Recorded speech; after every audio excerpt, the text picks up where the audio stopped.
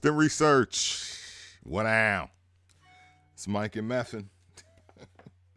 I love when the phone, it's like, the phone, it's 8 o'clock, 9 o'clock, 6 o'clock, and yet I'm on text message, returning text messages from multiple people. But I got the, ladies and gentlemen, S.T.E.M research, song, tracks, essential music, not to be confused with science, technology, engineering, and math. It's not that kind of show. We dive into the DNA of some of the greatest songs ever recorded. Some of those songs are number one hits. Some of those songs are personal favorites. Some of those songs are underground jams. But they're all cuts in their own way. Not every song is a number one song. Every song couldn't go number one. That would be impossible, right? So what makes this show fresh, or what keeps it fresh, or at least in my mind, is the ability to get stems. And if you've come to the show, if you watch the show, if you've been here more than once, I talk about from time to time how the STEM game works. Because, it's not a secret. It's not a secret to me, but people come to this show and they're like, how do I get those stems? How do I get the stems that you have? And the thing is simply having a connect and having something to barter with. So I barter with stems. Some people barter. Some people don't barter. Some people pay straight up. And so I'm on the phone with my connect, as I like to call it, because I don't care if it's BMF. I don't care if it's The Wire. I don't care if it's Snowfall. Everything is the dope game. Everything is the dope game. Scarface, everything. You can connect the world to, I can do an analogy for the world with basketball or the dope game. The original DJ J.U. Ice, thank you for joining us. Let's see who's in the Chiznat tonight. The Chiznat. Who does that? Exclusive. Thank you for joining us on our final episode of the before pre-holiday. It is Black Wednesday. Welcome to Black Wednesday. So anyway, now I could put my phone down and do the show because that's the most important thing. But this list that Buddy just sent me is it's ridiculous. It's got some shit on there. It's really got some shit on there. Sometimes it's hard to believe. It's like, I don't know if you got all of that, bro. You got all of that? You got all of that? Really? But I can't. I gotta tell him I'll hit him back at 10 o'clock. He doesn't even know I'm getting this. Okay. Doing set. Let me hit you at 10. 2 hours. He's probably on the East Coast. All right. Shalicer, welcome. Thank you guys for taking time out of whatever it is you're doing. Thanksgiving. I saw a meme that, really epitomized, black people's, and I'm black, so I speak from that perspective of Thanksgiving.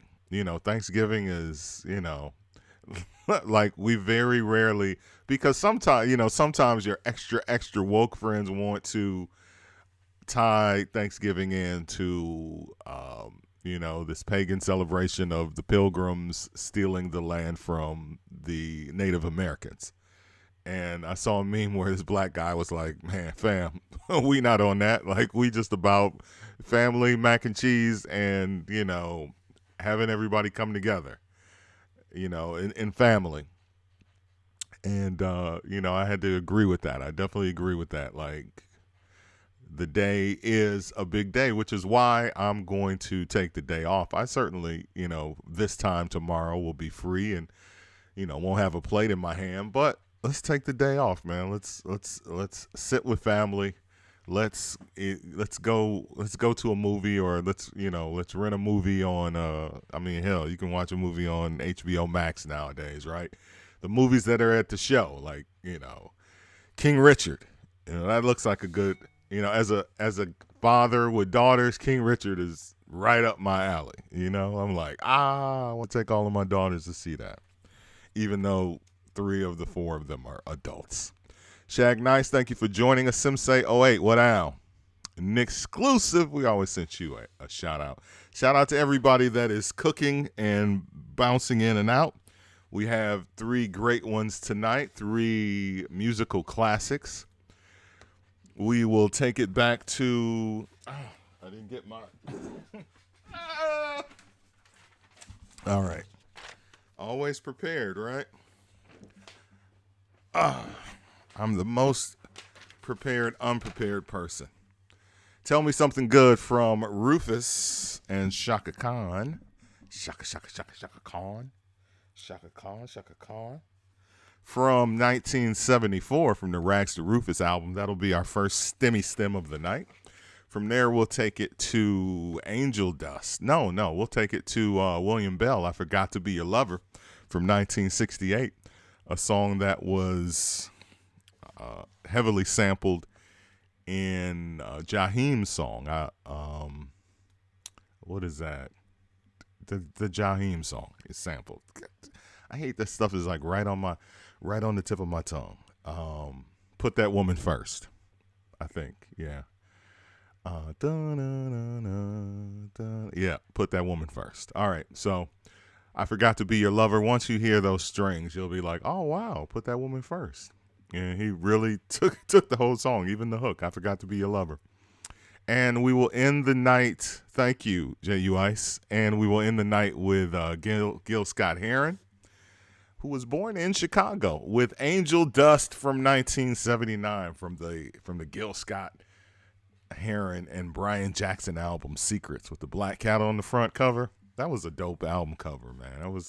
It just kind of added to the weird intrigue of a song called Angel Dust, As a kid that was 11 years old in 1978 when that song came out, it was kind of like, Angel Dust, I can tell this is a bad thing, whatever it is, like that hadn't really hit my home. I wasn't dealing with like the most people in my family was smoking weed, heavy weed smoker. Angel Dust, that was like a whole nother world. I was like, interesting song. So we kick off the show tonight with Rufus and Chaka Khan's Tell Me Something Good. And it helps reading the book about Chaka Khan, Chaka Through the Fire, which she says in the book isn't one of her favorite songs. So why'd you name your book that? Obviously, she named her book that because she's really been through the fire. As we all saw, or most of us, or anyone that just follows any type of social media, you saw about a week ago, your girl Chaka Khan was on Versus with Stephanie Mills. Now, granted, I personally have not watched anything outside of, I think someone posted the little ending where somebody walked off the stage, was like, fuck this, and was out. Other than that, I did not watch a second of it because I kind of feel like in life sometimes I pretty much know the story from what everybody else is saying on my timeline. I read all of the comments and all the shade rooms and all of the pages. I even read some comments on Chaka Khan's own personal page, which I follow on Facebook. So I read some of those. So I read all the comments that my Facebook friends, all my Facebook friends that would tag me in different things and ask me what I thought of it. So with all of that information, it's almost like I saw it, even though I didn't. I say all of that to say Chaka Khan, from reading her book, has been a wild child for quite some time. It really seemed to, she, obviously born and raised in Chicago, man, forget about it. Yvette Stevens, Chicagoans, you not finna say nothing bad about Chaka Khan. Man, Chicagoans are a bunch of defensive when it comes to the things and the people that we love. Oh, Chicagoans are like, you not about to talk about Chaka Khan.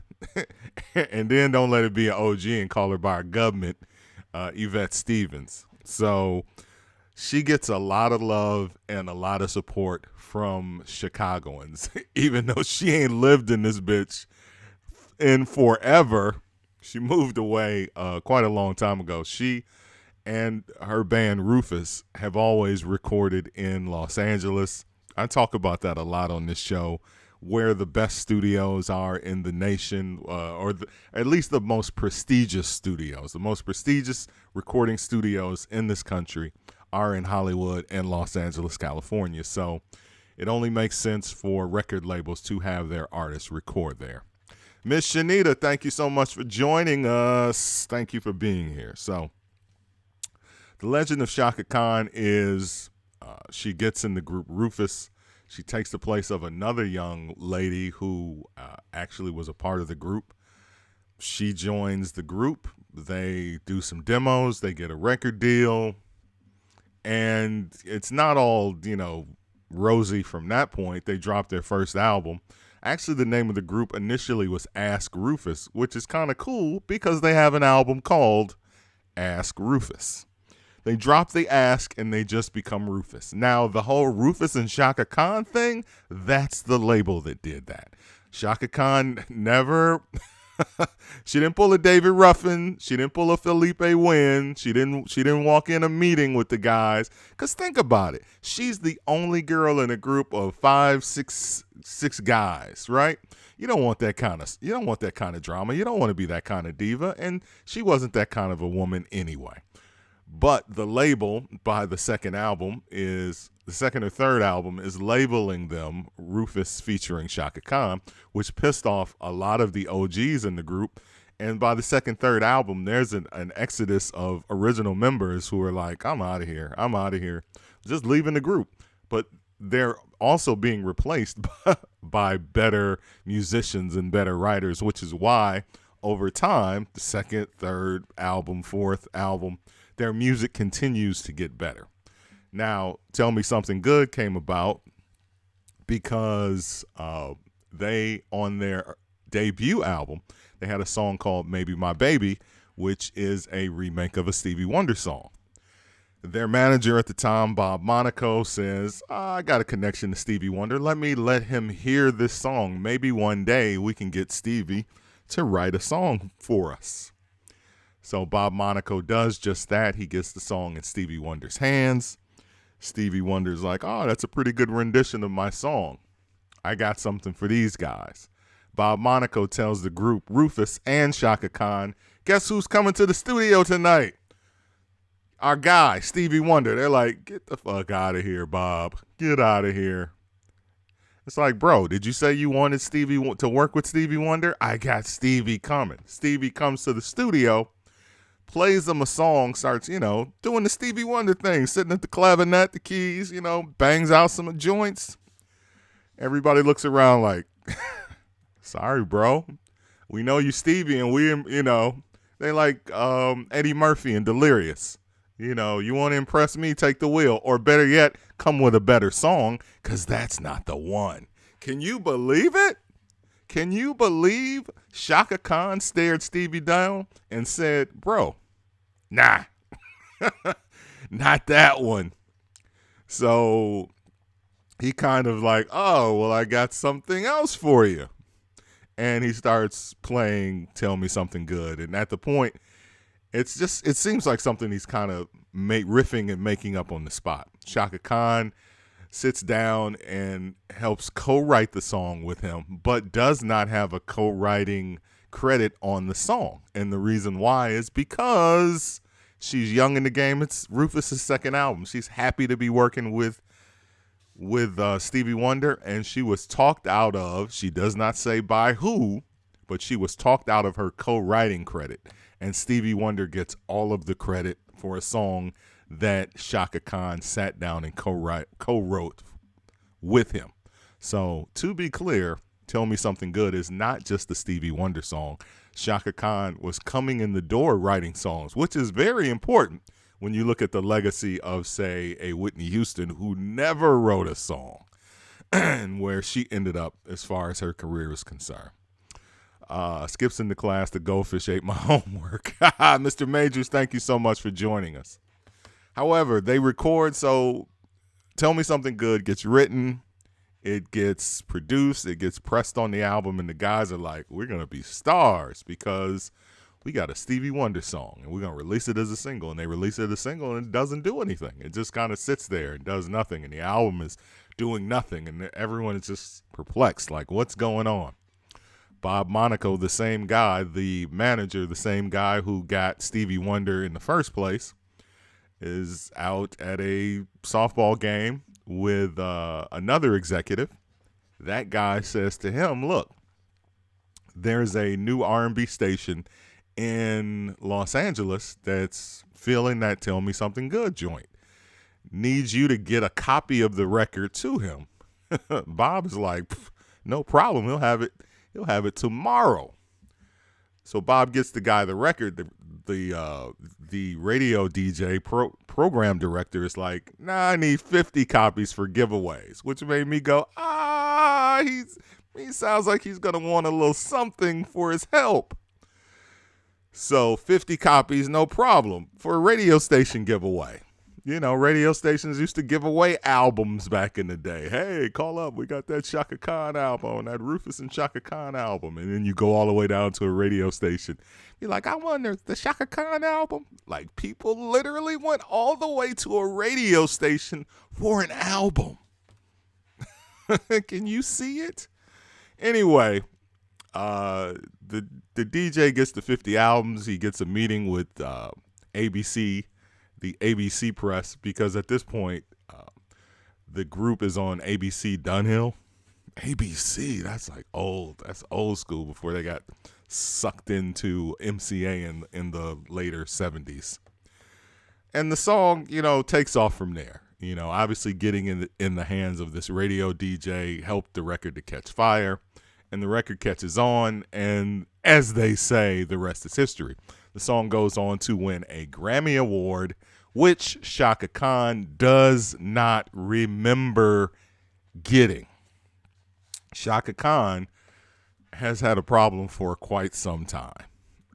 Anybody that has followed her career knows that. Anybody that has seen her in concert knows that. We've given her a lot of chances because she's talented. She really did make it through the fire. Like, she had really, really low lows. She was on drugs heavy, out of the game, really.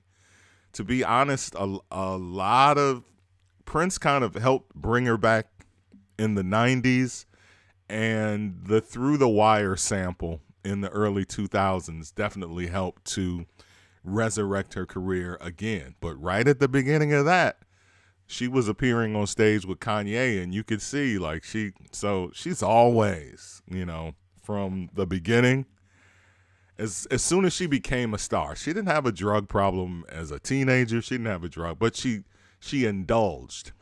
And what's the old saying? Who you are only is magnified when you become a celebrity or a star. So whoever it is you are, if you take drugs, you're going to be a bigger drug taker, when you become a celebrity. And that is exactly what happened with Chaka Khan. I knew she had some problems, never knew it was that bad. Universal bought ABC, and everybody that was on ABC went to MCA. Thank you. Look at the chat, on fire as always. The stimulators, always on fire. That is what this is all about, this show. So the backstory, again, I shrugged my shoulders and I posted a picture of this book. Like, I really wasn't interested in stories of Chaka Khan being on the influence of something at the Versus last week. I didn't have to, like I said, I saw more people. I didn't need to see it with my own eyes. I saw it with everyone else's eyes. And it's unfortunate. People that are addicted to substances, even when they kick the substances, they are recovering alcoholics. You are never a former alcoholic. You are never a former drug user. You are recovering because you are always apt to slip back in or backslide, as black folks like to say. So, all you could do certainly is pray for Chaka Khan. You certainly hope and wish and want her to be well. You never, it's not like you get the better Chaka Khan because, it's the stories in the book. It's like she does remember some shit. She remembers she doesn't remember getting the Grammy for Tell Me Something Good in 74, but she does remember getting the Grammy for I Feel For You in 84 or 85, and she remembers going up on the stage saying thank you, and that was it. Grabbed the Grammy and was out of there. So maybe it's a good thing she doesn't remember 74 or 75 because Lord knows what she said on the stage. Big ups to Stephanie Mills for being a great friend and classy lady last week. Yep, that's what I heard. Stephanie Mills grabbed her hand and was like, that's what friends are for, So, man, we continue to praise the Queen, Chaka Khan, a.k.a. Yvette Stevens, while she is here. We certainly wish her well and hope that her journey is she continues on the journey of doing whatever she needs to do to be great and to continue to be on this earth. We're going to lose all of our heroes eventually. Everybody's got to go. Everybody, but you don't want to see them. You don't want the last time you see a person for it to be like that. And people wanted to bring up Chadwick Boseman, and I'm like, Chadwick Boseman never had a drug problem. I never made fun of what Chadwick Boseman looked like. We didn't know he was sick. And if people made fun of him, they're idiots. But don't compare the two. Chaka Khan has always had a problem, and people need to stop excusing that. Like, stop excusing that. Like the whole, she from Chicago, we got to, no. Whether it's your family or your favorite artist, I love Chaka Khan. Absolutely love. My mama's favorite artist growing up, we had every single Rufus album, every one. So I could pop in a Rufus's greatest hits, Chaka Khan and Rufus's greatest hits, top to bottom, baby. Because we had every single album that dropped, every single album. So I'm a fan. And I'm also a fan of this song, so let's get into it. Enough of the talk, enough of the stories, but that's what makes the artist special, right? Tell Me Something Good, co-written by Chaka Khan, no credit, and Stevie Wonder on S.T.E.M Research. Let's dive into it. Oh, how about I go to the beginning of the track with the cursor? There we go.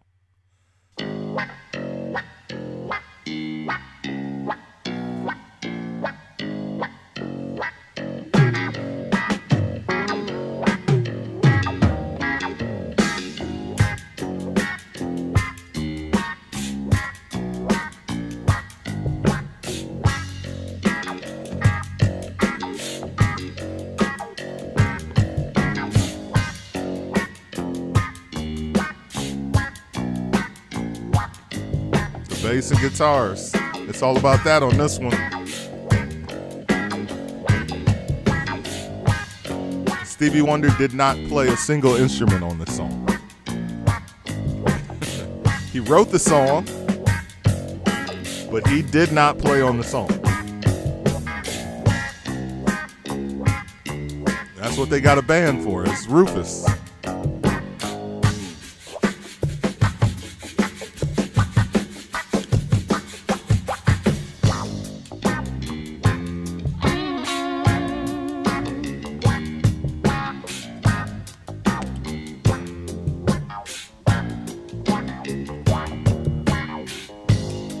A groove. Something for the steppers, something for the skaters. Backward skate only. Only just realized it has a reggae guitar thing happening. DJ Paulie Lopez, thank you so much for joining us, sir. Welcome to class. And that, my friends, is what we uncover That's what we uncover when we listen to the instrumental first. We hear these little things that were always hidden underneath the vocal.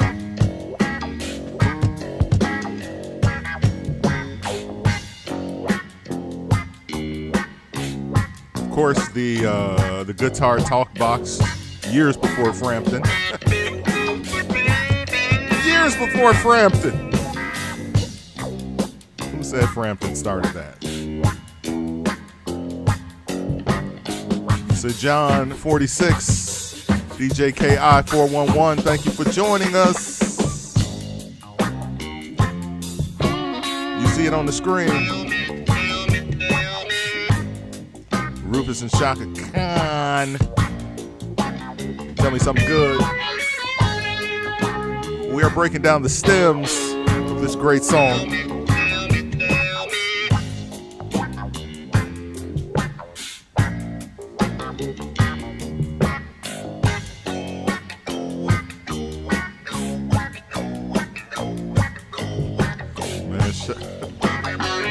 I like the Chaka emotes.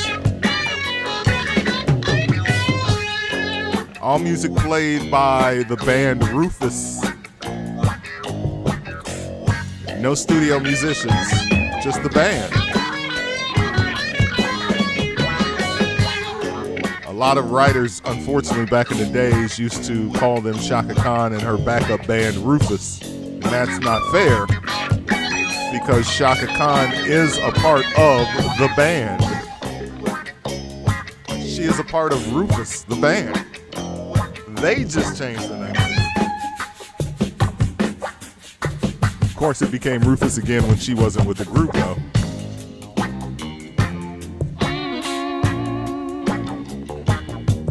And of course, one of her biggest hits of her career, although she loves her solo music so much.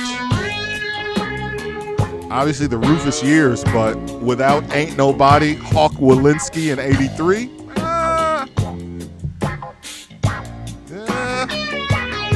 You got to give it up to Hawk Walensky. You got to give it up to the group Rufus. Hawk, who was a later addition to the group in the late 70s, wrote Ain't Nobody. And of course, that is a Chaka Khan standard. But without Rufus, there is no Ain't Nobody. Give the band their, isn't their very first album without her. No, she is on the first album. She's on all of the Rufus albums. When they got signed to ABC Dunhill, she was a part of the group. I love these cold endings on these stems. Not even the way the song ends, but that's dope. All right, let's start breaking down the song track by track. Let's start out with the drums, courtesy of Andre Fisher.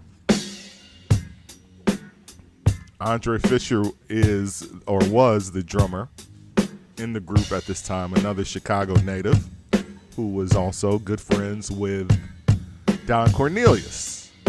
And anytime an artist would perform on Soul Train, they would do two songs. That's just part of the deal. But because Andre Fisher, the drummer, had a good relationship with Don Cornelius, who is also from Chicago, Rufus did something that few artists did, and they performed 3 songs. Can you imagine? Gang, let's give it one more time for Rufus.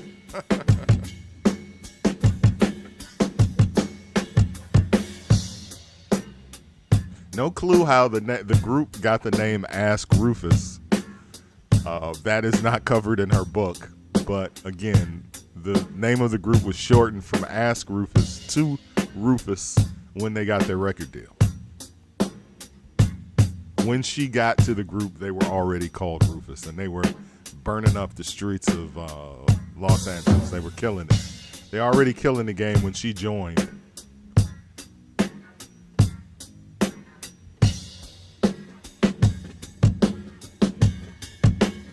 Or was it Chicago? I'm sorry. They recorded in Los Angeles.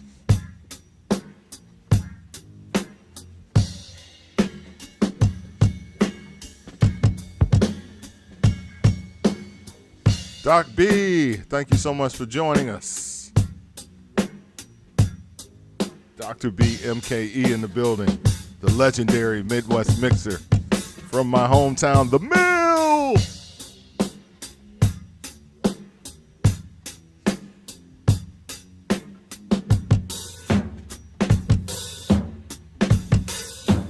Killing those toms.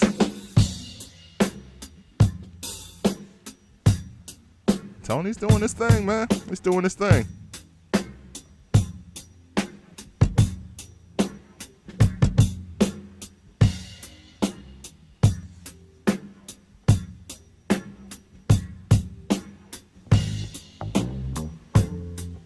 Drop some bass in. Now there's two bass lines. There's this bass and then there's a rhythm bass.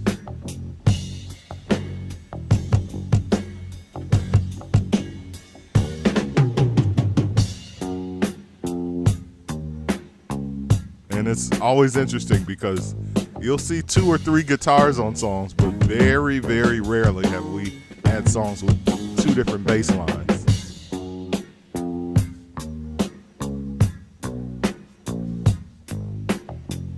Is this funk? You guys think this is funk? Is this funk or just like a up-tempo slow jam? That's the question. Would this be considered funk? Some songs are funky, but are they funk? What makes a song funk? A question that has been pondered and asked. You know, it's the bass line, it's the guitar, it's the feel of the song. I think horns also help. I'm thinking of like Brides of Funkenstein and Parlay. You know, like what made them funk? And it was them horns, man. So maybe the horn to go with the bass. Definitely can't be no orchestra or strings on funk, man. Y'all know I love my orchestra and strings, but there's some funky violinists and funky cello players, but none of that on no George Clinton records. Operator M's, thank you for joining us. M says this is funk. Funk is the drum and the beats on the one. This is funk for show. Mr. Major says it's soul music. All right. Give me you guys' opinion in the chat. Let me know. All right. Let's go to that second bass line, the rhythm bass.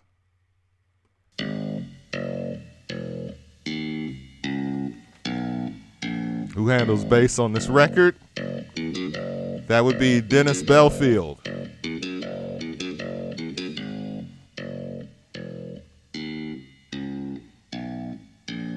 All right, let me juxtapose that with the other bass line because we did bring that in the middle of the song. And actually, he's playing that with the guitar. So let's drop the guitar in, which is dope because the bass is on what, the 2 and the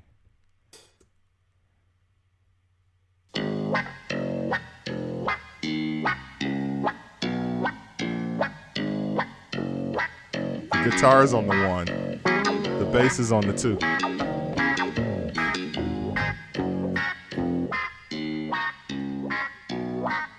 So that's something I never noticed, is that a bass and a guitar were doing those parts separately. That's always been one instrument to me.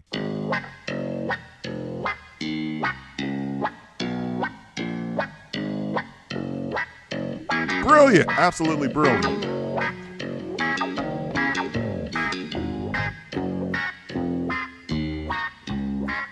Another bass to fatten that up.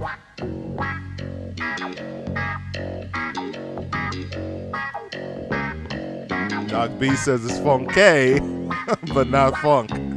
And the debate rages on about what is funk, right? Funk is on the 1, right?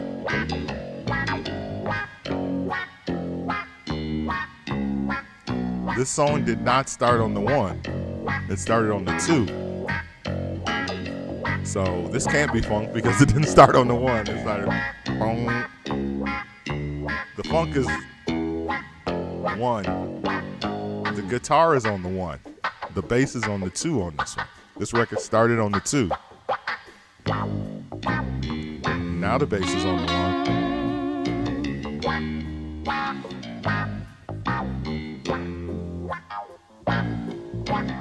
I mean, whatever, because Fred Wesley never came in on the 1. Maceo came in on the 1. And we know that's funk. Fred Wesley never came in on the 1. He was like, F the 1. Fred was on the 3, the 4, the 6, the 2, but never the 1.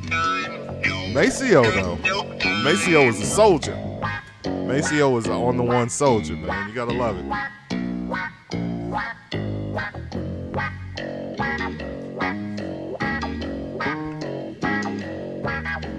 If this is not funk, what is? He's working that pedal. Like Fantastic Voyage raps, but isn't a rap song. Oh, come on. Smells like Sly Stone to me, kind of. I appreciate that. That's a good perspective. This is post-Sly. And we definitely you have to give it up to Sly Stone as a funk influencer. Right? Late 60s, James Brown, Sly Stone.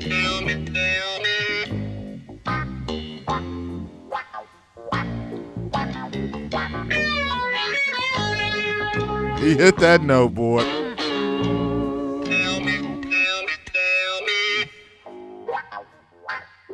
He hit that one. Let's go back just to guitar.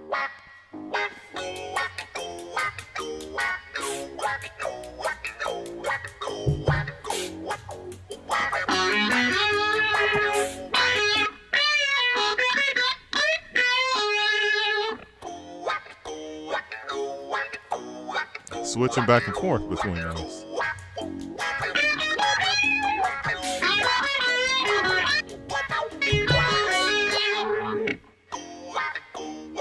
Interesting. That's Tony Maiden, who had recently joined the band for the second album. Tony Maiden on the guitar and the talk box.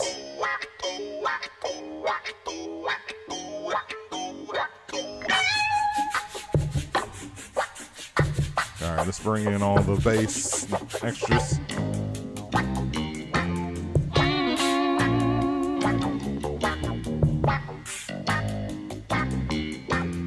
Boom.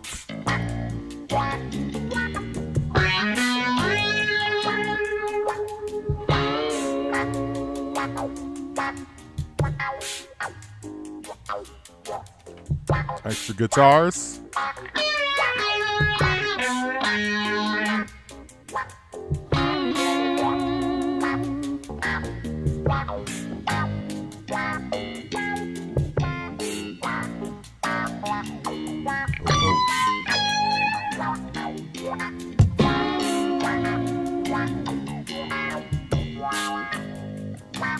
Definitely a reggae feel.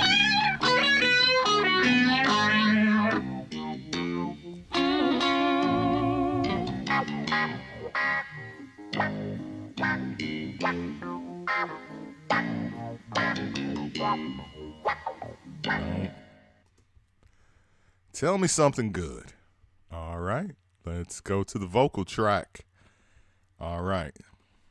So we have a young Yvette Stevens on this one. And the guy singing some backup on this one as well. So, you know, she got help.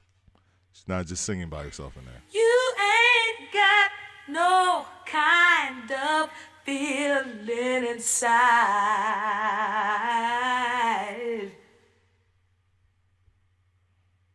I got something that'll sure enough set your stuff on fire.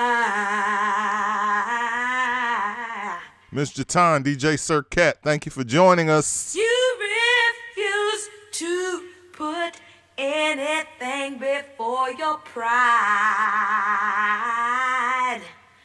Yeah.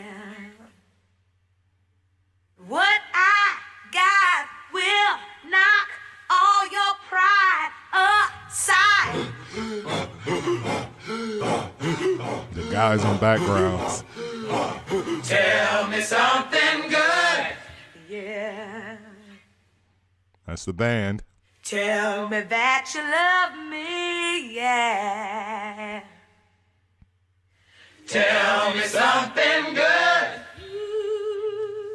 Rufus on background vocals. Tell me that you like it, yeah. Ron Stockard. Got no time is what Backgrounds. you're known to say. Dennis Belfield on backgrounds as well. I make you wish there was 48 hours to each day. That's my favorite line in the whole song. That's the one. That's the one. Come on, Chaka. Your problem is you ain't been loved like you should. Slinky sultry funk, I think, is what it is. But what I got to give will sure enough do you good.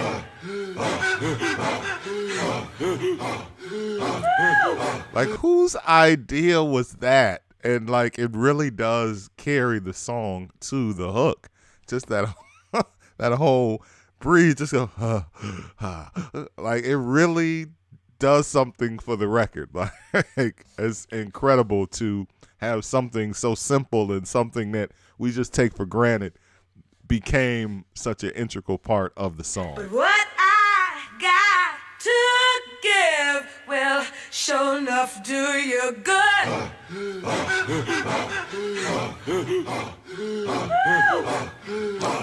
Tell me something good. Guitar. Tell me that you love me, yeah. Tell me something good. There we go. Tell me that you like it, yeah. You ain't got no kind of feeling inside.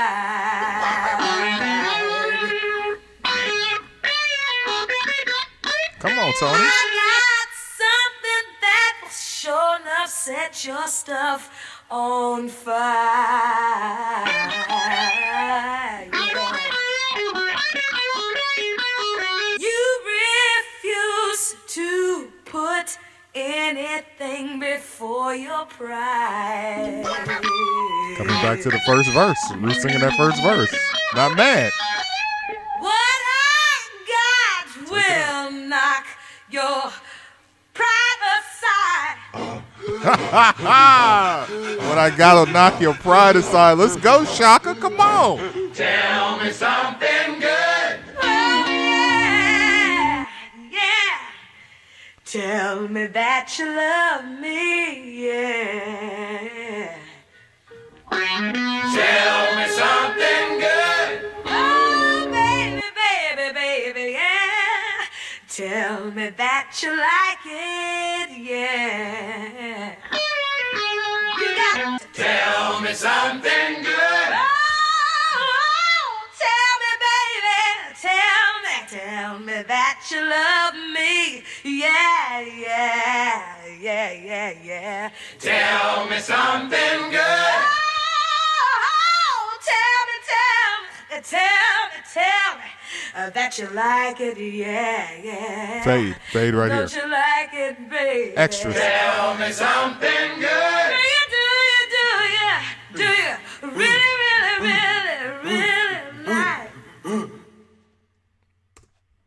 Rufus. I always want to say featuring Chaka Khan, man. Even though they were just Rufus at this point, man. They were just Rufus. Rags to Rufus. What a great name for an album. Bro, ABC Dunham was kind of hot in the 70s, man. They had blues, they had funk and soul. Shit, they had the Four Tops. bro, ABC was kind of heaters, man. They had heaters, man. I'm just thinking about it. It's just kind of hitting my head right now, like how many albums we had on the ABC Dunhill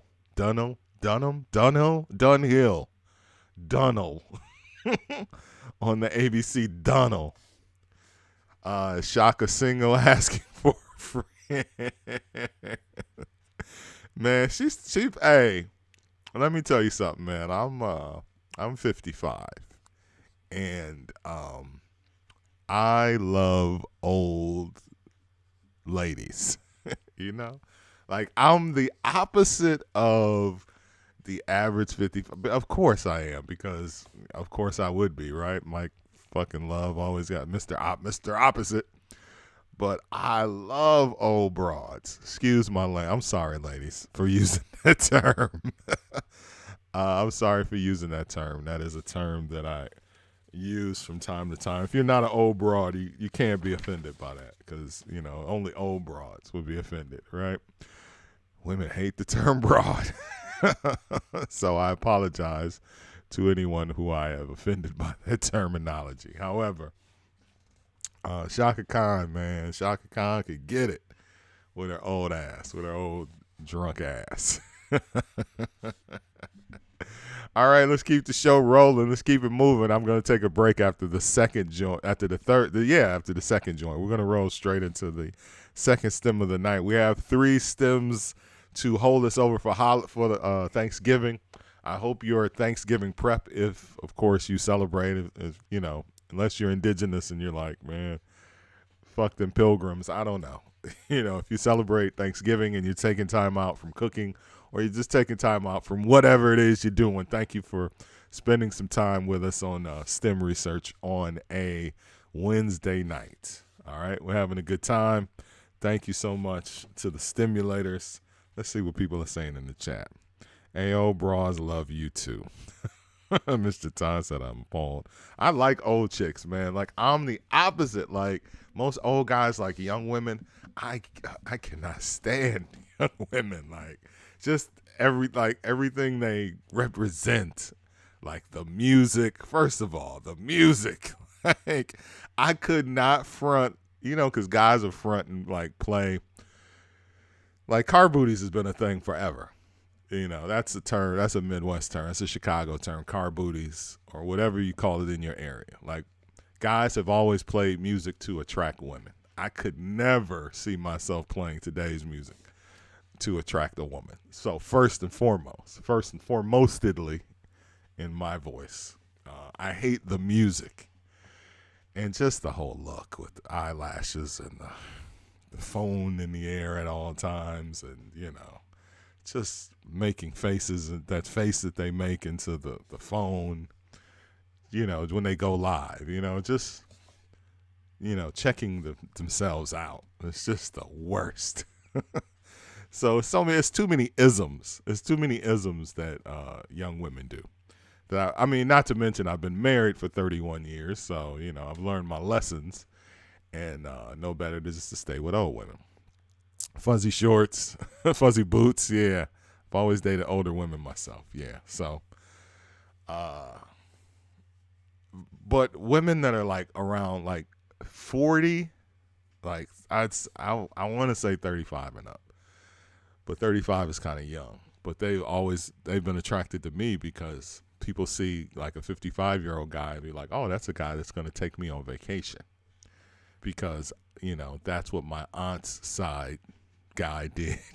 That's when my aunt had a married man.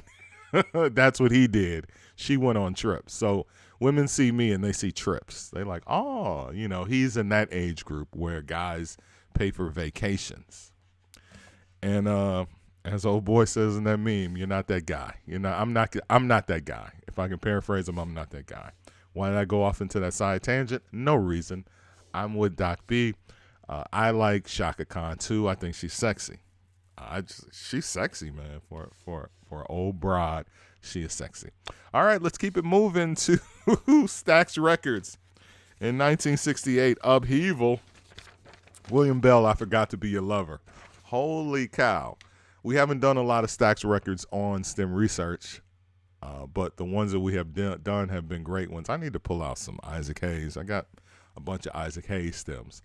I Forgot to Be a Lover by William Bell is record number 15 on Stax. It is single number 15 because in 1968 they had to start over. Everything they had done up until that point went to Atlantic Records. When they signed their deal with Atlantic and they got out of the deal, it was like, all right, we're out of here. We're taking all of our catalog with us. And Atlantic Records was like, hold up. Sorry, I don't know if you read the fine print, but all the time you were signed to this label from 1960 to 68, all of those records in your back catalog is staying with us. The only thing you're taking is everybody that you've signed. I don't know, like nobody. You're not taking anybody. You're not taking any of the records. Only the records that are in the vault that you never released. You can have those. You're good. So the label literally had to start over. Stax Records, of course, Memphis-based label with the staple singers, Johnny Taylor, William Bell. Of course, Isaac Hayes went on to sell millions of records. The record label is done by 1975, but I love their story and I love the music that came out of the label. There are so many, like, shout out to Operator M's who was on the feed. I was listening to a lot of Stax when he was in town. I had like this Stax thing on a loop I was listening to in the car.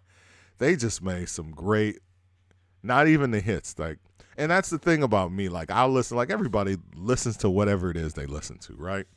I'll listen to old compilations of my favorite labels like Philadelphia International or Motown, just looking for different stuff. Like listening to records I never heard of before and just seeing what else that label put out. Because we all know the hits, but, you know, they put out a gang of compilations that just like everything they ever released.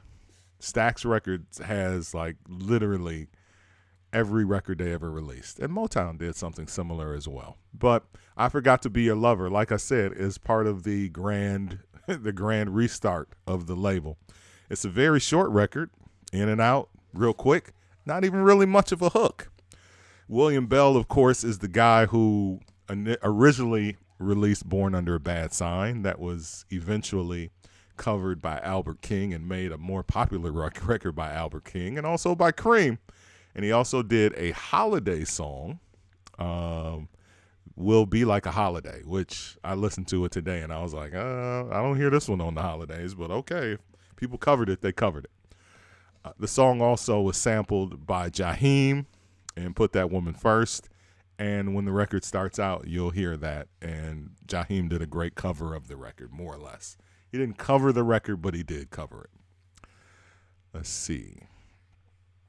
But he's still with us, which is dope. In 2016, he refired up Stax Records, dropped an album, won a Grammy, redid Born Under a Bad Sign. You know, I think the industry likes to see the OGs that are still alive, you know, kind of make that second grand reentry into the game, which is why you see the Funk Brothers, like when they did their documentary and the 20 Feet from Stardom. It's like all of those, you know, the people that live to tell about it, you know.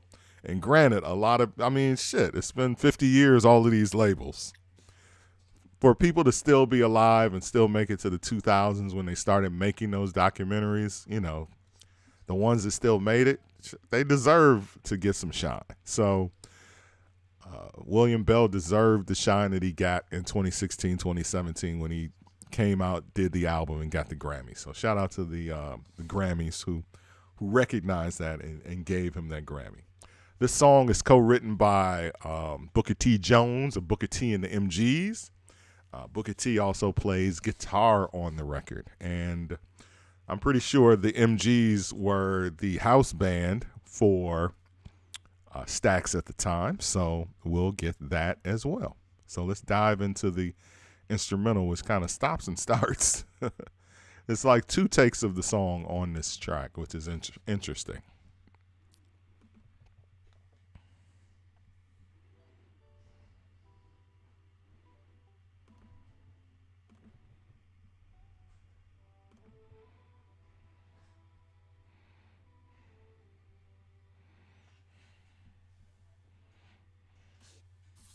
Come on, William.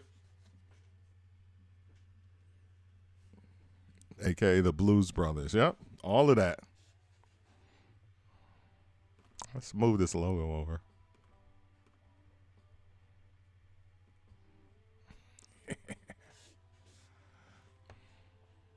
Oh, wait a minute. I'm sorry.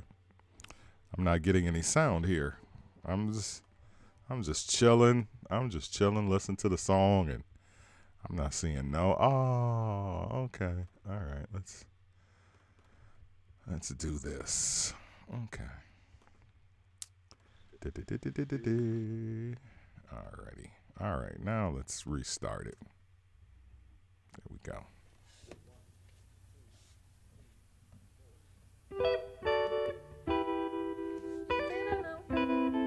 It's like I hear that you hear something, Mike Love, but we don't hear anything. I was jamming too. I was like, oh, this is so smooth.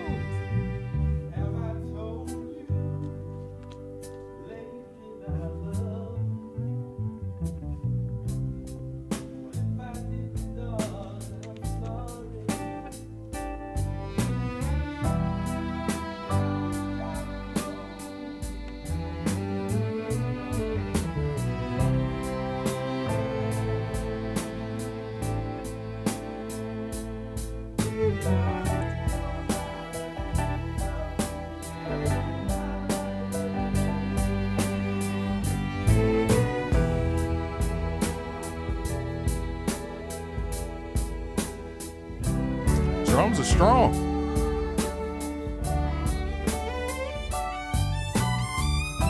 They got strings.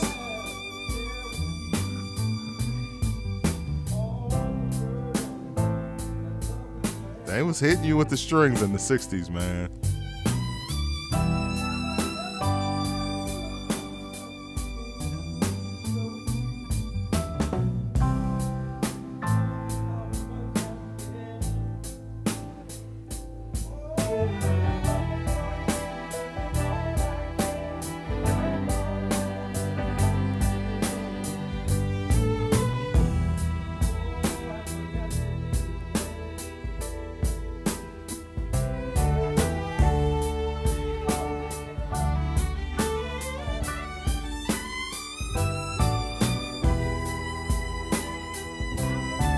Drums was always beating on these Stax records, man.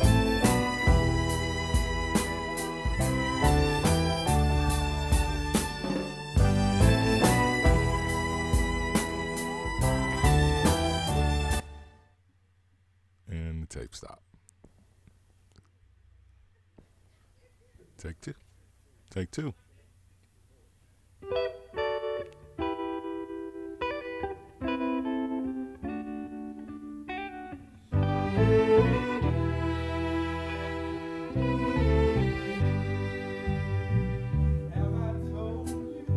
So, if you look closely at the tracks, this may be the same take, but it's longer, and there's background vocals in the track that are not in the track on the first take. Now, there are no background vocals on the song. So if you go listen to the song on YouTube or Apple Music or Tidal or Spotify, there's no background vocals. It's just William Bell singing lead.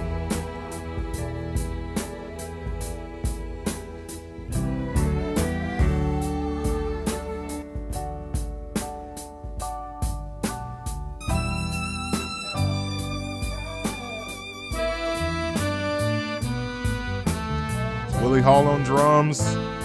If he played with the MGs at that time, sir, he probably is. No listing on who played, just, Booker T and the MGs, right? And the cool thing is, when I do the research for it, I like to dig deep, and sometimes you can kind of look at other albums that were recorded around this time, and sometimes you can get a clue on who may have been playing on this album if it was recorded in the same studio around the same time. So, if Booker T of Booker T and the MGs co-produced this record, co-wrote it, And the Booker T and the MGs were the house band. What was it split between the Booker? No, it was the MGs, not the Bar-Kays, because the Bar-Kays died in an airplane crash, and half of the group, some of the group, in '67.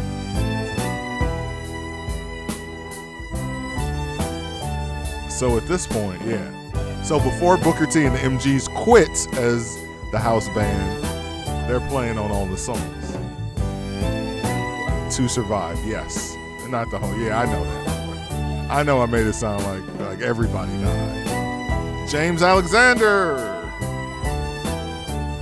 That's crazy, bro. Otis Redding, who happened to be William Bell's guy, of course. They're on Stax Records together.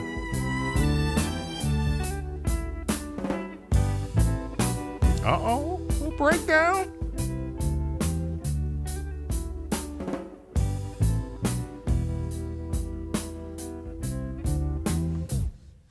All right, end the tape again. All right, let's take it back. On this track, it says drums plus piano. So this won't just be drums.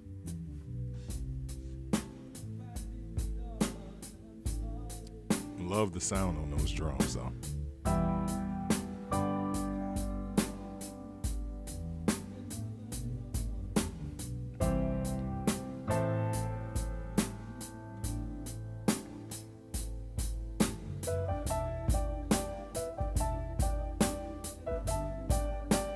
They had to double up on the tracks, man.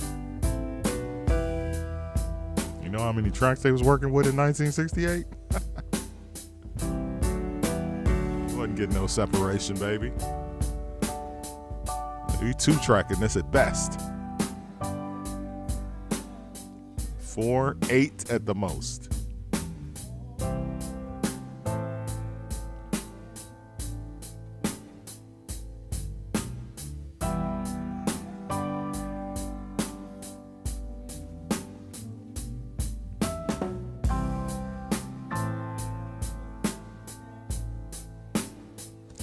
You have one track for drums and piano, one for strings, one for horns, bass and guitar on a track, and the vocal. They was not wasting space. They didn't have any space to waste, really. Nice groove, nice groove. Always loved this groove of this record.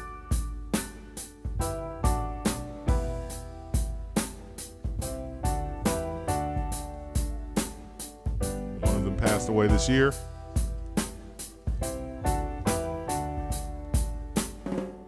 Still got the Rufus on the screen. Well, oh, dope. Thank you, man. I'm slacking.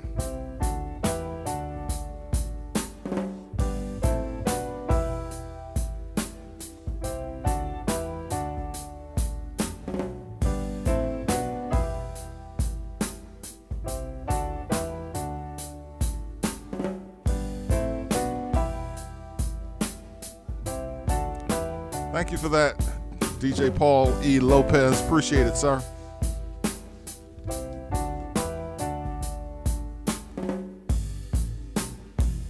Oh, breakdown. Let the drummer eat.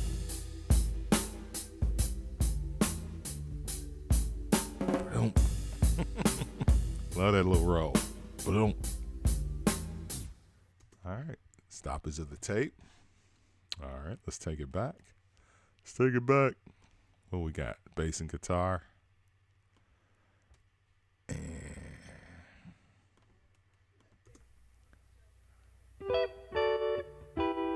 hey!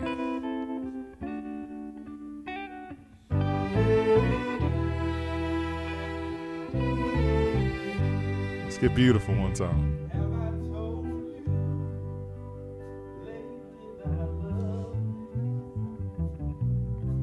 Y'all know all this was recorded in the same room.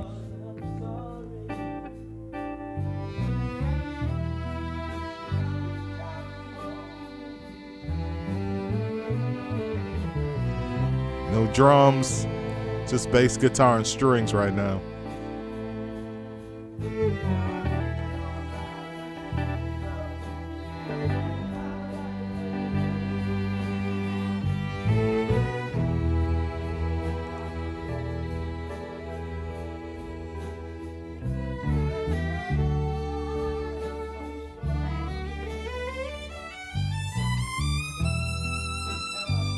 See a horn coming up.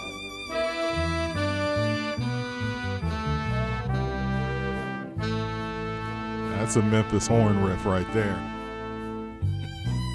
I think Al Green used the same horn players.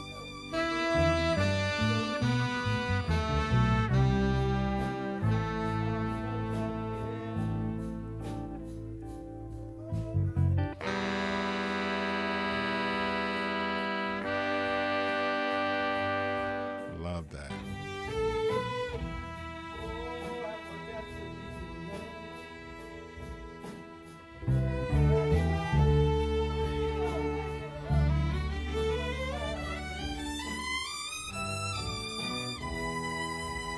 Come on. Let's go.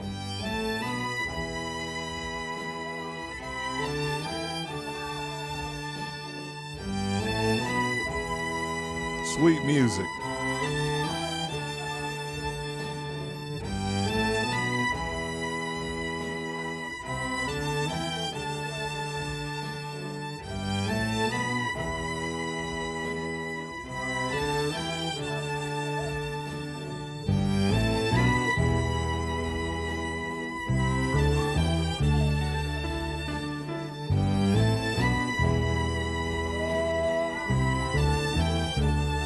Hey, hey.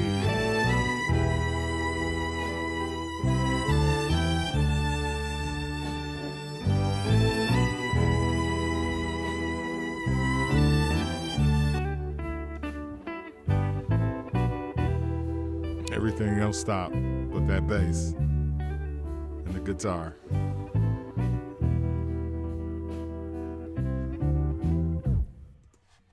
All right, let's take it to the vocal. And we'll also get some of those background vocals that are not on the song. So we'll get a chance to hear those. All right, the song with no hook. Have I told you lately that I love you? Take your time, William Bell. Take your time. Well, if I didn't, darling, I'm sorry. Definitely blues influenced on these songs. Did I reach out and hold you in my loving arms? Oh, when you needed me. Now I realize that you need love too, and I'll spend my life making up to you. Oh, I forgot to be your lover, and I'm sorry, I'm so sorry. Unused backgrounds. Have I taken the time to share with you all the burdens that lovers bear? And have I done the little simple things to show you just how much I care? Oh, I've been working for you, doing all I can, but work all the time didn't make me a man. Oh, I forgot to be your lover, and I'm sorry, I'll make it up to you somehow, baby. Come on. I forgot to be your lover. I forgot to be your lover. Gonna make it up to you somehow. I forgot to be your lover. Oh, I'm sorry, baby. I forgot to be None of this was in the your song. lover. I forgot to be your lover. I forgot to be your lover. If you forgive me, I'll make it up to you. And obviously that was put in to make it sound more like a hook. I'm only a man and I forgot. Oh, I forgot to be your lover. Like the song literally has no hook. It has zero hook. Zero hook. That's why this vocal was added.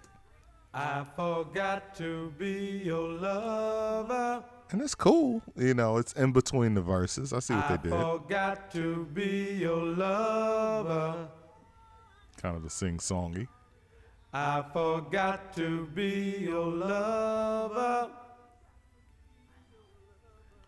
I forgot to be your lover. I'm sorry, didn't mean to blast the whole thing. One of my all-time faves. Thank you, sir. Mike MFN Love Tulski. Thank you guys, man. I love when the songs hit home. You know, sometimes I'm playing the hits. I'm playing the songs that I love. This song wasn't a big hit. It just made it to the top 10 on the black chart. Went to number 10 on the black chart. Only 45 on the pop chart. But it's one of those timeless songs. It's a timeless groove. And, like I always say, man, I play what I like, and I hope that you guys can get something from it. And, if you don't, people are like, yeah, I'll be there when you do play something that I do like, hopefully. So we've got the King, Gill Scott Heron, coming up. We're going to take a break. Let's get the camera straight on that. Nope, that's not that. All right, so we'll hold up. Let's get the mixer and the sound right. Let's make sure, because when I go to it, I want it to be there. Mr. Tan, thank you again for joining us. Exclusive. Shout out to an exclusive who is holding down the Old Man Rap Show on Saturdays. The Old Man Rap Show, she is our moderator for Hippity Hop, Rappity Rap from 1979 through 1995. It's not like a mix show. It's me playing songs radio style, so I play the full songs, the full length of the song.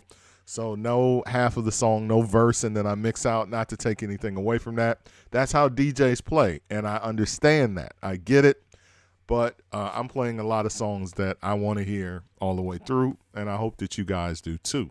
So Saturdays, we play music from 79 through 95, so join us. Heavy dose of 80s this weekend, early 80s.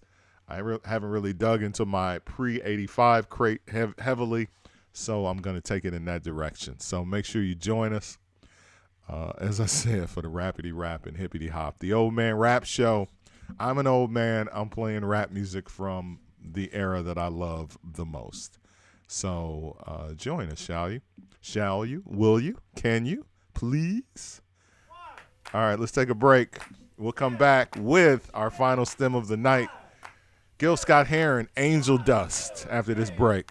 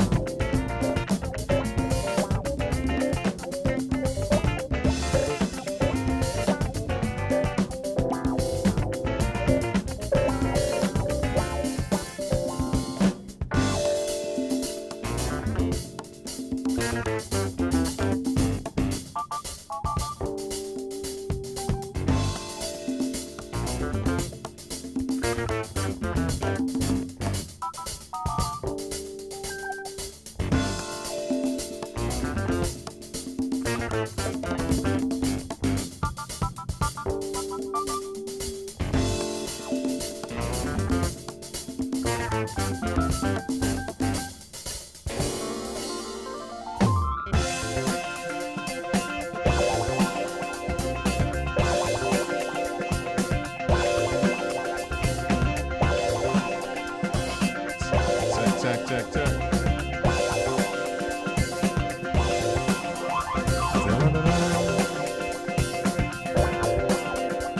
STEM research.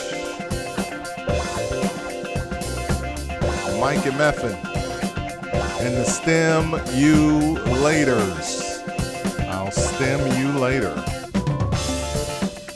Stimulate her. Stimulate hers. I always find a way to make it sexist, right? It's the sexist generation. Like, can't help myself. Old guys, the sexist generation, right? What up, what up, what up, what up? All right, I forgot to change the Logic Pro. So let's change that screen to aim to gel dust. All right, and let's change back to the main screen. Welcome, guys. Thank you for sticking around. The show is STEM Research Song Tracks, essential music, never to be confused with science, technology, engineering, and math. It is not that STEM. We are talking the tracks, the basic tracks, the building blocks, the DNA of songs. How do I get these songs? I just get them, all right? They're out there and they're floating. There are people spending $250, $300 a STEM, $600 if you got the good, hard to find stuff, right? What was the STEM somebody spent $600? I'm not doing that. I'm not. But my STEM list, my STEM Connect sent me a decent list. Got some Funkadelic on there. I was like, what? This guy's buying the wrong stuff. So my Connect buys stems. Okay, so how do we make this a drug reference? How do we tie this into the drug game? So my Connect buys from the Greek, right? If you know The Wire, or Snowfall. Let's make it Snowfall. So who do they buy from? Snowfall, from Teddy. All right, Teddy is the main supplier. Franklin Saint buys from him. So Franklin Saint doesn't trade, but I do, because I'm not paying for no damn stems. No. It's not like people have come to the show and they've been like, man, just tell us where you get the stems, bro. I'm like, give up my Connect? You're gonna have to kill me. But he sent me a list of some very interesting things. Oh, they don't have all of this. Come on. Grandmaster Flash and the Furious 5 is nasty. Freedom? Come on, bro. Don't. I hate these kind of lists, because these are like, I think these are fake lists. These are so I mean, I'm not saying these things aren't out there. Like, come on. You see me pulling up some Grandmaster Flash, like, it's really just going to be for me and Doc B, because nobody wants to see, like, Grandmaster Flash. Like, maybe if you do White Lines or something. But I'm super interested in how those records were made. Super interested, so. But sometimes cats will send you stem lists to see what you got, but they'll have like bogus stems on their list. So it'd be like, 4 Funkadelic songs, but they're like trashed. They're not even songs that Doc B would appreciate if he's still on here. Was like Funk Gets Stronger, Ick a Prick, Groove Allegiance. Ick a Prick, I remember that was trash. It's from the Trash album. Anyway, let's not get into that. Let's get into our final stem of the night, which is Angel Dust from Gill Scott Heron. Not to be confused with Jill Scott on heroin, because Jill Scott is not on heroin. She is not related to Gil Scott Heron. She is Jill Scott. He is Gil Scott Heron. Born in Chicago, raised in Jackson, Mississippi, and moved to the Bronx in New York when he was 12 years old. The revolution will not be televised. In 1970, 71 was his big foray into the mainstream mindset of America when he dropped The Bottle in 1974. Dropped The Bottle. The song The Bottle. That is what gave him the massive club acceptance. It's weird because it's not a song that you would expect to be this big club banger, The Bottle. Gil Scott's career is that kind of weird, bizarre difference because dancers in that era, that's David Mancuso era right there, 74. They're playing The Bottle, the album version. Then it gets remade in that same year by Brother to Brother, and the song goes top 10 black. It also was remade by Les Battles on South Soul Records by Joe Baton. So the Joe Baton version is a big smash in the clubs. Here in Chicago, I can only speak for us. The Brother version. I think I have a lot of respect for the Gil Scott version, the original version, and the live version. Like, he absolutely kills that version. I mean, I remember but the Brother, I remember there being a difference because I remember hearing both of the versions as a kid. And there's one, the Brother version, where they go, living in a bottle, And as a kid, I would say, living in a bottle of, like he didn't finish the sentence. Living in a bottle of, there's people living in a bottle. Come on, hit me with a lick one time, Slick. And it's a wrap. It's a wrap from there, fam. A classic and a super hard to find album at the time. Pre-Discogs, I think the most money I spent on an album pre-Discogs was the Brother to Brother album. I spent $75 on that album with In the Bottle, and you could probably find that a good copy of it for $15 or $20 on Discogs now. But it just goes to show that whatever price, like that shit was sitting up on the wall in Dr. Wax or something. I was like, or Hyde Park Records. It was sitting up on the wall. I was like, oh shit, it's the Brother to Brother album with The Bottle. How much y'all want for it? $75? I didn't even care what condition it was in. And it was VG plus. $75, bro. Don't have it anymore though. Don't have it anymore. Anyway. The Black Arrow was a Jamaican footballer. His father was black footballer who in the 50s became the first black man to play for a Celtic football club. DJ Paulie Lopez, thank you for that information. Or he was. His father, Gill Heron. Thank you so much for that information, sir. That's very Eastern 001. I would normally get Eastern to drop that kind of knowledge. As a matter of fact, before I saw the name, I thought it was Eastern dropping that one. But thank you, Paul. Appreciate that, sir.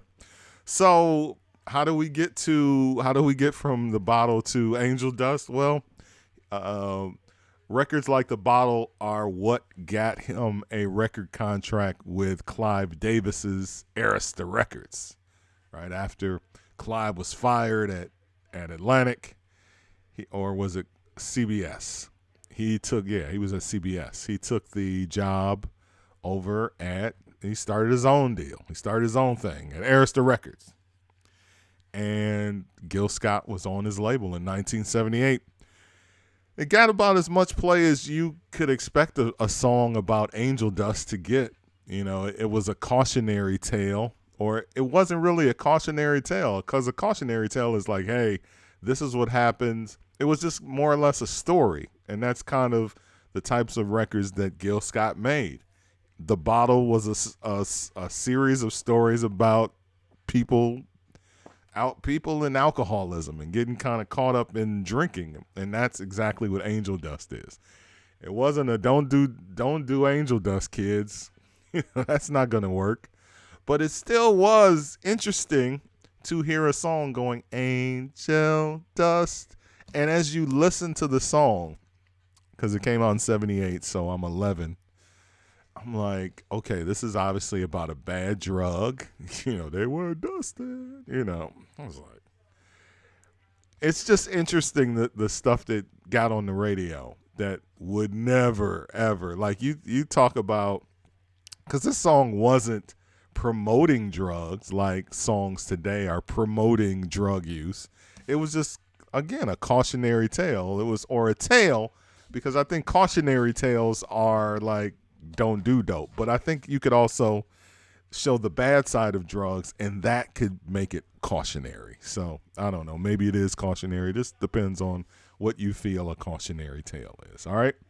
Nevertheless, let's dive into the song. We'll start with the instrumental, and we will work our way, as we do on this show, through the tracks. All right. You see a bunch of vocal tracks up there, and we have and this is one of those stems where it's just like, oh, Angel Dust? Okay, sure. Why not? Ooh, it's got some bass.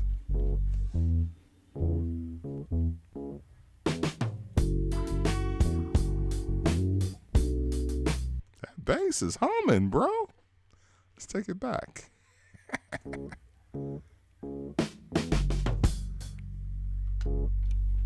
Listen to that rumble. Listen to that. Your favorite 808 does that. Listen.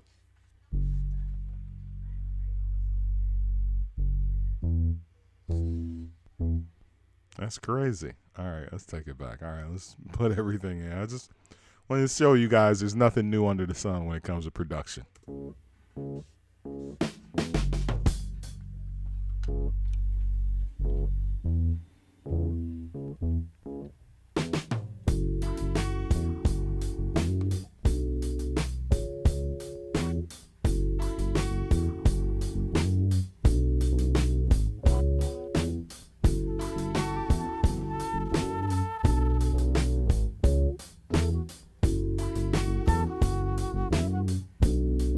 Brian Jackson on flute. Brian Jackson also played flute on The Bottle. This album, the album this is from, Secrets, is Gill Scott Heron and Brian Jackson. And I was just always like, who's this Brian Jackson guy? What does he do? And the album cover with the black cat, very ominous.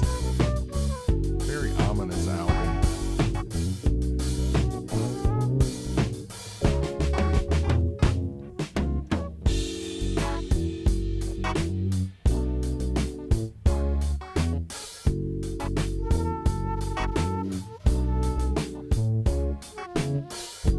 DJ Circuit just went live. We can join her at 10 o'clock. Gotta support my stimulators.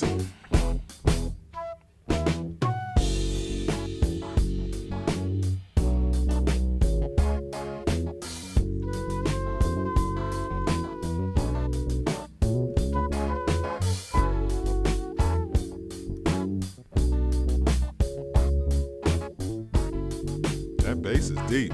That bass is heavy. Heavy bass.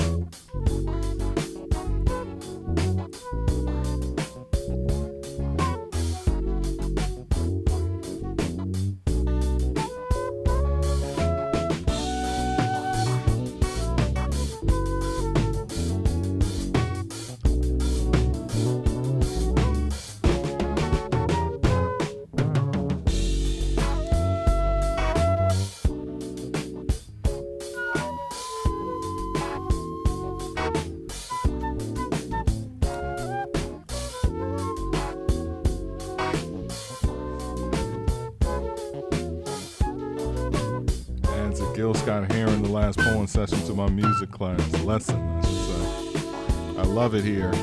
It's dope, man. Thank you. Thank you, Sensei. Thank you. I really appreciate that. Like when y'all say those little things, it's the little things for me. I'm a man. It's the little things.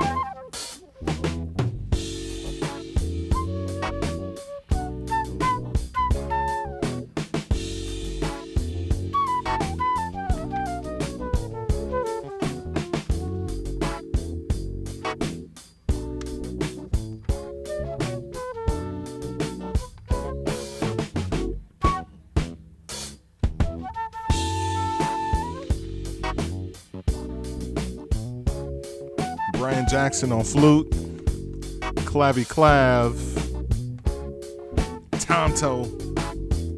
We talked about the Tonto earlier this week with our good friend Stevie pulling that out in 73. The Tonto. What? Those early $100,000 synthesizers that did everything. Big as a house.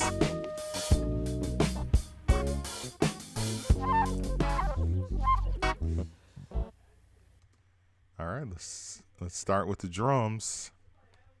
Start with the drums. My daughters are here, and you can't hear them because I'm right up on top of the microphone. So, but I hear them in the background. I went up during the break. I was like, oh, Tiffany, my oldest daughter, is here to help cook.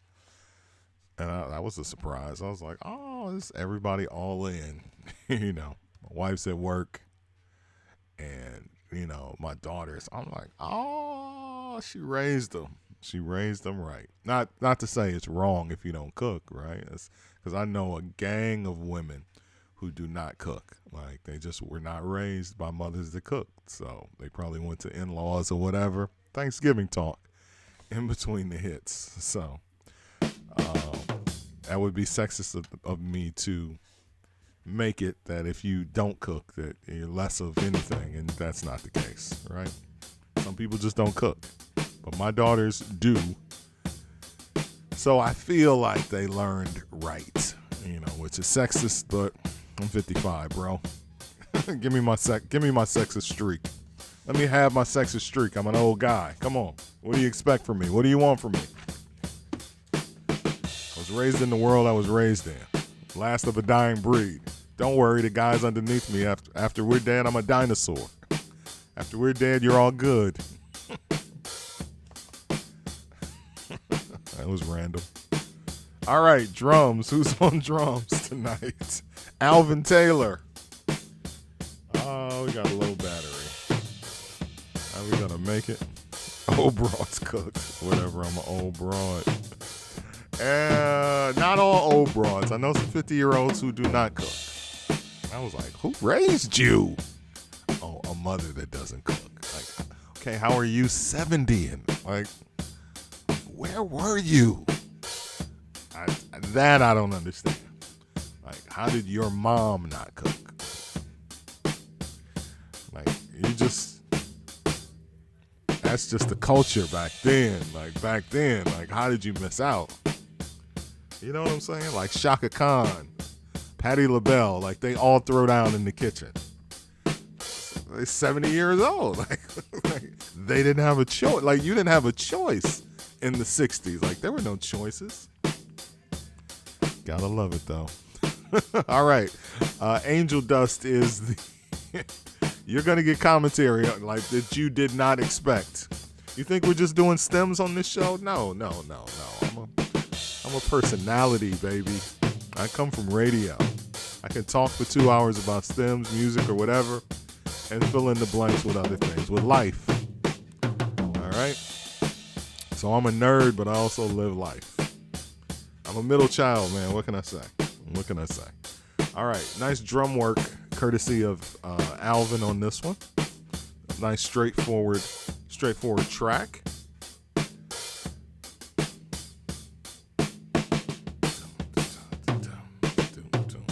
Nice. The drums are clean too. Oh, there's a whole kick. That's a whole kick I'm missing. All right, there we go. Much better. We were just getting the drums.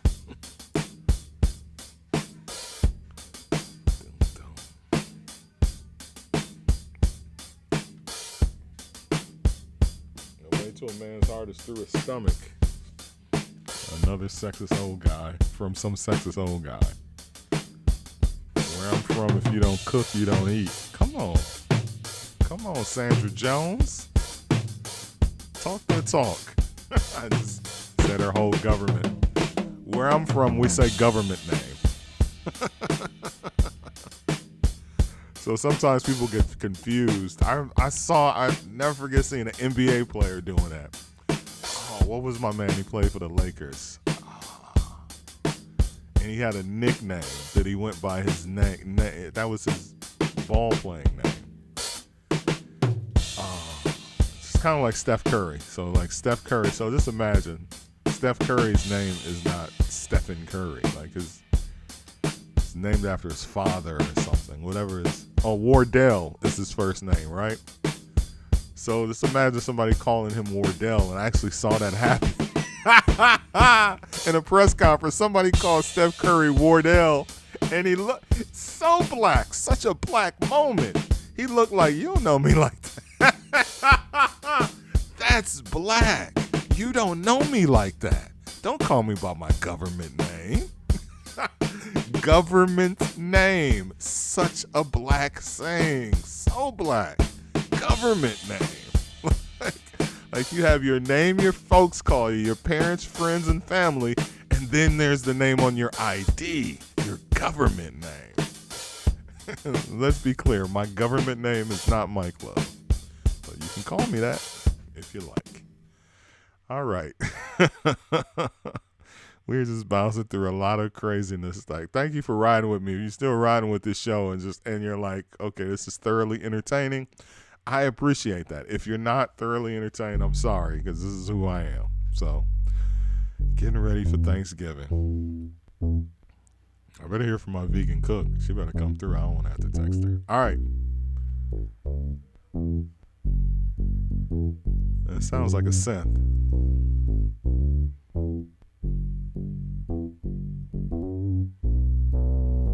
Yeah, that's definitely a synth. Nice though. That's why it's so deep. Oh. That's the Tonto. Come on, Brian Jackson. I see you on the Tonto.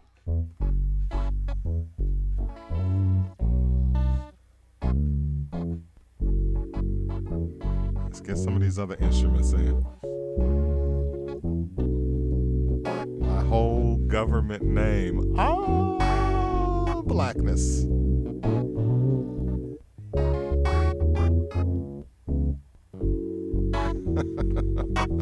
I did say your whole government name. Smush Parker was the guy. That was him. So Smush Parker, this is early 2000s Lakers for my OGs, or early mid 2000s, because I think Smush Parker is post Shaq. So they are interviewing Smush Parker after a game or during a game, and the announcer called him by his name, and he was like, "Did you just call me by my government name?" And I remember they threw it back to the announcers, and it was like Mike Breen or somebody white, and they were like, it was It was a white play-by-play guy and a former NBA coach, like QB Brown. And I knew that the play-by-play, anybody that's been around black people a long time, like an NBA coach, like QB Brown, would know a term like government name. Whereas a Mike Breen, who has called NBA games, might not know the intricacies of blackness. Like, he might not be around, because I remember him going, did he say government name? like curiously, like, what's that? You know, when people are like not really in tune to the way we speak, it's like, what's that? So if you've never heard that term, welcome. If you call Steph Curry Wardell, you're gonna get a look. And if you call Smush Parker by his government name, you're gonna get a look. If you call me by my government name, and I don't know you like that, you're gonna get a look. But a lot of people do call me by my government name, and I don't have a problem with it. I'm called a lot of different things.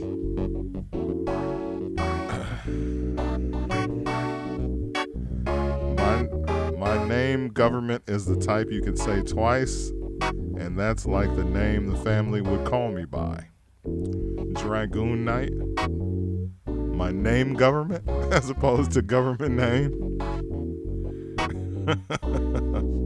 Either way, man, welcome to my world. This show is a reflection of how I think and how I feel about music and how I feel about the world around me. I don't like to talk about what's going on in the world, and you will hear very, very little of what is going on in the world unless it is related to the music we're playing. So I talked about Chaka Khan on Versus because we played a Chaka Khan song today. Other than that, I'm not getting involved in the politics of the world, baby. I couldn't care less. All right, so who's playing on this? Brian Jackson on most of these keys, so that's why he gets his name is in the bright lights on this album. It's Gill, Scott Heron, and Brian Jackson, because Brian Jackson came to the table with the musical palette for the album. So a lot of respect on that. I mean, bro, he got his hands on the Tonto. Like, what are you gonna say? Like, at this time, like 78, you got the Tonto, bro? You know what I'm saying? That's like having the top of the line MP, or, you know, they selling the SP 1200 for four stacks. Bro, what did I pay for my SP in the 90s? 4 stacks. Damn. It wasn't 4 stacks. I tell you that. I cannot remember what I paid for that SP. I got it around the Pete Rock era, like, 93, 94. Shit, four stacks? All right, where are we? Okay, we didn't play the flute, but we'll just do that with the vocals. All right, so Angel Dust. If you're not familiar with the song, get familiar. Remember that? Get familiar. All right, so we'll punch up all of the vocal tracks, and I'll punch up the flute track. So vocally on this song, we have Gil Scott and some background singers, singing about Angel Dust. Shout out to, I forgot to give a shout out to my guy, who is kind of like a little bit of the secret sauce, like my triple OG, Mike Julius. Mike Julius is like my triple OG. He was a session musician in the 1970s. He played with Side Effect. He played with South Shore Commission, and he did radio we worked at iHeart back when it was Clear Channel. And he did the Quiet Storm on V103 in Chicago. And I was doing nights with the Diz on GCI. And he's still my OG. Like, he's an OG, always dropping information. He's the person that set me up with the Kenny Burke interview, he's always telling me about who did what dope, who sold the drugs. You know, like he has the stories. Like he knows the people and had the stories. I post my STEM research and he's like, he'll just drop in the comments like some story about that person and Chaka, or like he knows where all the bones were buried. Let's put it like that. And all of the old session musicians would know because they were there. So shout out to Mike Julius, who is also a supporter of the show. And he was like, look in the camera, bro. You're not looking in the camera. So I look in the camera because Mike Julius told me I was not looking in the camera enough. So he also told me that I was like, bro, we know that Gil Scott had a drug problem. Was he on Angel Dust? Was he singing the song about himself? And he was like, no, I think Gil smoked cocaine, but he wasn't on Angel Dust. And I take his word for that as an OG. All right, so let's get these tracks going. Let's get into the vocals. So Mike Julius, got to get him on the show. Angel dust. Angel dust. Background singers. Angel dust. Julia Waters, Angel Maxine dust. Waters, Waddle. He was grooving, Come on. and that was when he could have sworn the room was moving. Let's bring that volume up a little bit. But that was only in his mind. He was sailing. He never really seemed to notice a vision failing. 'Cause that was all part of the high. The sweat was pouring. He couldn't take it. The room was exploding. He might not make it. Angel dust. Please, children, would you listen? Angel dust. Just ain't where it's at. Angel dust. You won't remember what you're missing, but down some dead-end streets there ain't no turning back. From Dust. From Dust, bro. Listen. Like, so the first verse, like, I'm already sold. I'm never doing drugs. I'm 11. they were standing, Like, I'm never doing drugs. everybody in a circle, the whole family, Let's take the flutes out. are listening to the preacher's words. Sis was crying. She alone held the secrets about his dying. Tears falling to earth, maybe her fault. He was so trusting, God only knew why. They were dusting. Angel dust. Please, gonna be the death of you Angel children. dust. Cautionary. It just ain't where it's at. Angel Okay, it's dust. cautionary. It's cautionary. You won't remember what you're missing, but down some dead-end streets there ain't no turning back to back to back to back from. Dust.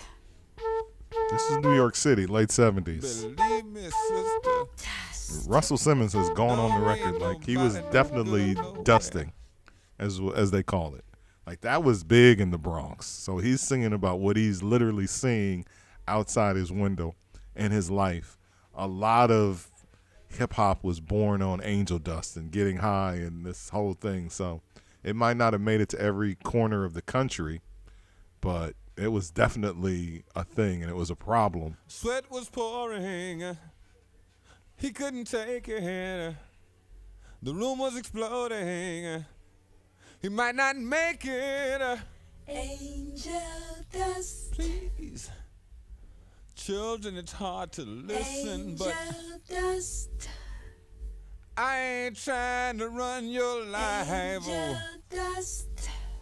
Might just seem like one more good time, but down some dead-end streets there ain't no turning back. Angel dust. Please, children, I know it's hard to listen, but Angel dust. I ain't trying to run your life, believe me. Dust. don't mean nobody no good nowhere, and down some dead-end streets there ain't no turning back to back to back or away from Dust. Please, children, would you listen to me? Dust. I'm a friend, ain't trying to run your life, believe me. I ain't trying to tell y'all what to do, Just but don't mean nobody no good, believe me. Dust. Should have been called Devil's Dust instead of that wasn't on the song. children. Ain't I like that. It should have been called Devil's Dust. That's dope. The song had faded out by then. I don't remember that being a part of the original. I have to go back and listen. I'll be honest. I did not. Normally, I will go on my Spotify and listen to the song, but I don't remember that line. That's a dope line. away from. Dust. Please, children, would you listen to me? It's called the Devil's I'm a Dust. friend, ain't trying to run your life, But I guess you'll see the angels if you smoke this stuff. just don't mean nobody no good, believe me. Dust. Should have been called Devil's Dust instead of. Dust. Believe me, children, ain't Nice. trying to run your life, but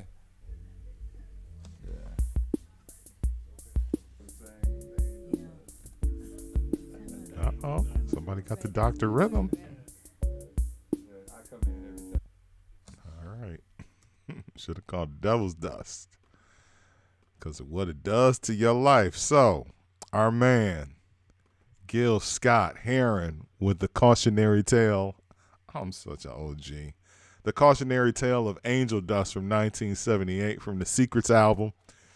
Gill Scott Heron and Brian Jackson with the black cat on the cover. I'm telling you, that's just thinking of those album covers, seeing them in the record store, seeing them at my uncle's houses and aunts, they immediately come back. Angel Dust.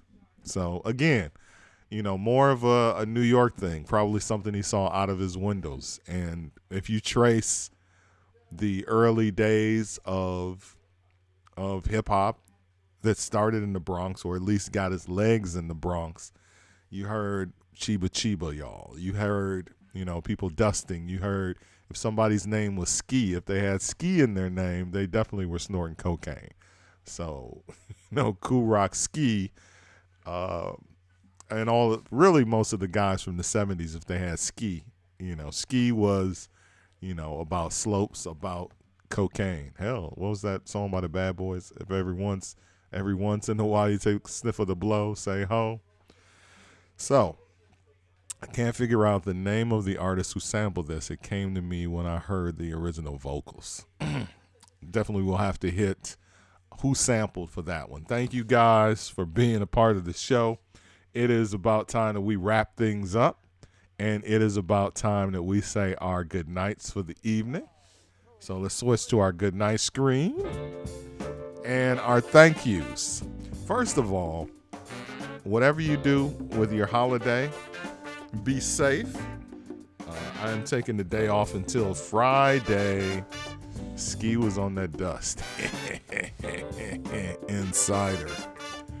So, enjoy your day. Enjoy your Thanksgiving and your pre-Thanksgiving. I saw some people posting Thanksgiving plates from a couple of days ago. They were not black. Black people celebrate Thanksgiving on Thanksgiving. I was like, what is this? It was like 2 days ago on Twitter. It was like, got that early Thanksgiving going? No, fam. No. What are you doing? Like, is that an American tradition? The Tuesday before Thanksgiving? Y'all not gonna be able to get together Thursday? What's going on? Like, help me to understand this. Let's see who we are saying what's up to. A Service Stop, Candy EST, CC Ryder Lee, thank you. Claire Shy Story, thank you. DJ H Lee, thank you. DJ Paul E Lopez, thank you. Dragoon Knight 5515, thank you. Eastern 001, thank you. JME QT, thank you. CAC CPS 06, thank you. ML Cole 5730, thank you.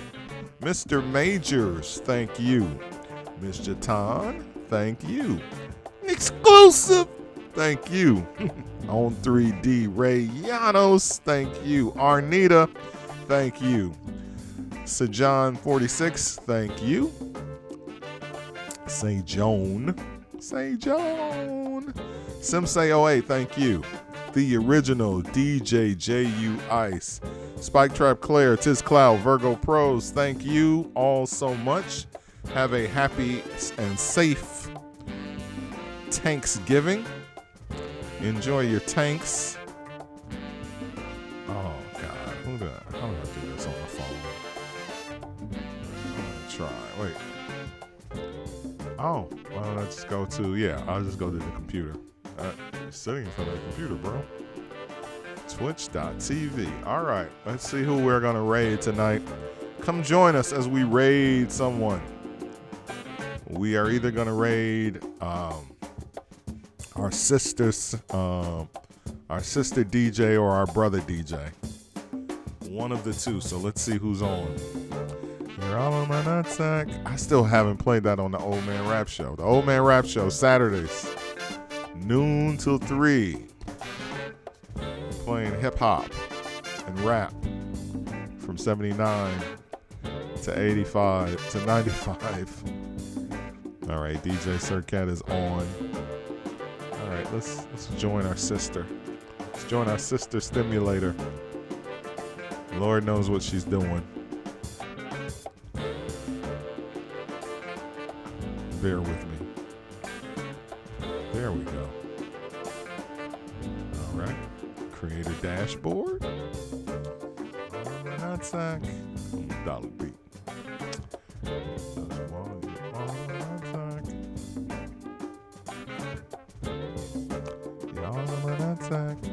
That's a real song. I don't know if you're familiar with that first Lynch Mob album, which is incredible. One of the great sample albums.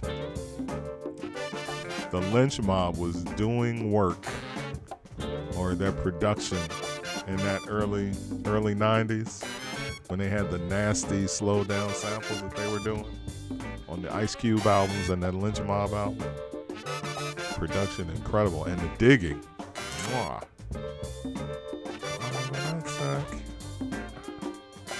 All right, let's raid.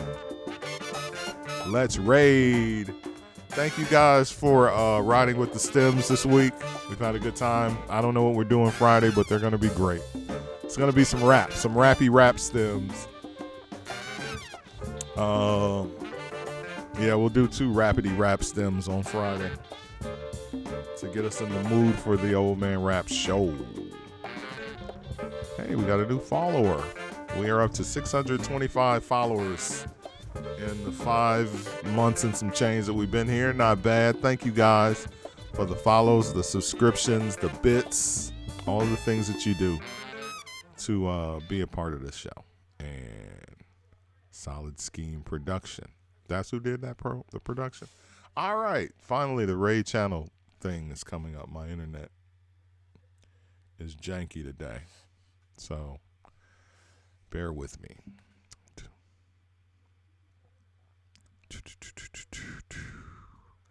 We'll just leave that screen up. We'll just leave that up. And here we go.